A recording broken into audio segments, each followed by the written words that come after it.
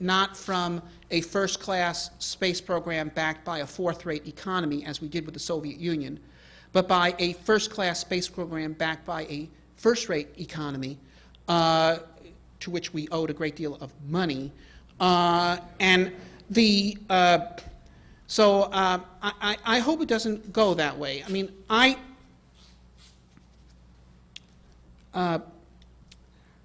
I'd welcome an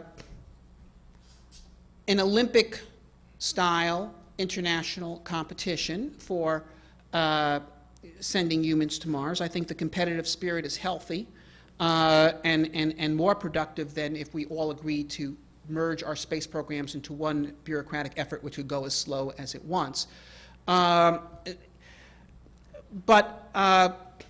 Basically,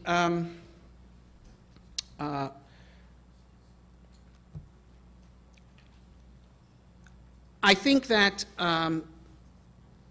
just a couple things. One is that the United States should try to go to Mars. If other people want to go to Mars, frankly, if we could encourage others to compete with us, and therefore we get 3 or 4 major space efforts, Europe, Russia, China, perhaps India, doing this, and we get a multiplicity of new branches of human civilization going on Mars, I think that'd be a very healthy development. I don't want to wait until we are dragged into this from a second-class point of view. I guess that's my answer to your question. All right, let me take other questions. If I might just ask, do you see the Chinese program going somewhere, or what is the status on that? Chinese space program may eventually go somewhere. It may not. Okay, you know, there's problems in China. The one-child policy threatens China's future because they're going to move into a situation where they have more retirees than workers and so forth. But if they can get past that, and who knows? But it could happen.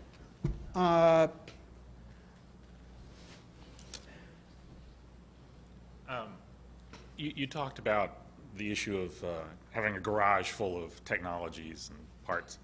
It seems to me that's actually the situation we've been in for decades now, where NASA has this accumulated garage of collected 40 years of facilities and employees and office buildings. And when Apollo was done, NASA didn't have this overhead. I think perhaps the society should take the bold step of saying that the NASA budget should be cut by about 1/3 until and unless we actually decide to go somewhere and have a big garage sale. So sort of try to recreate the conditions for human spaceflight that we had back in 1962, where you didn't have this $6.5 billion of overhead. And I know it's a risky proposition, but I think it actually might be acceptable politically today to say, look, why waste this money maintaining something that doesn't do anything? Well, there's a certain, well, you've made the case yourself. There's a certain reasonable argument for such a proposition. Another form that has been advanced is that what we ought to have is a new agency created around this mission. Okay, that its mission is to send humans to Mars. It has no other mission, just as, there were certain other things in NASA during the Apollo period, but fundamentally it was built around the Apollo mission. If you had that, well, I think that would be the necessary precondition for doing what you say. To cut, if you were to eliminate, I wouldn't want to eliminate NASA's human spaceflight program and then hope that someone at subsequent date would create a mission. I would want to establish, like the SDI, a mission-driven agency that would say, this is our mission, and then they could take into them, as NASA took into itself, the von Braun group and various other groups that they thought would be useful, and consolidate that, and then those that were not found useful, perhaps could be phased down. Once again, I don't think this is a question of money. I mean, it should be evident that, if you talk about a Humans to Mars program, okay, I believe if it was done this way, you're talking about doing something that could be done for order of $50 billion over 10 years.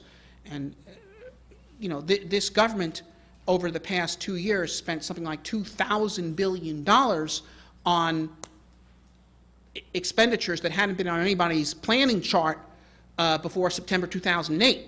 They say, well, you need $800 billion for this? Okay, here it is. They spent 4 times as much bailing out AIG in an afternoon as would be needed to send humans to Mars. So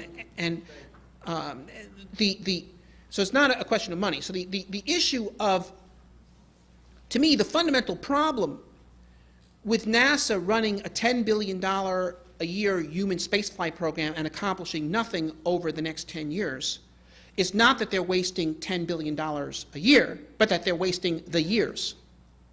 Okay? That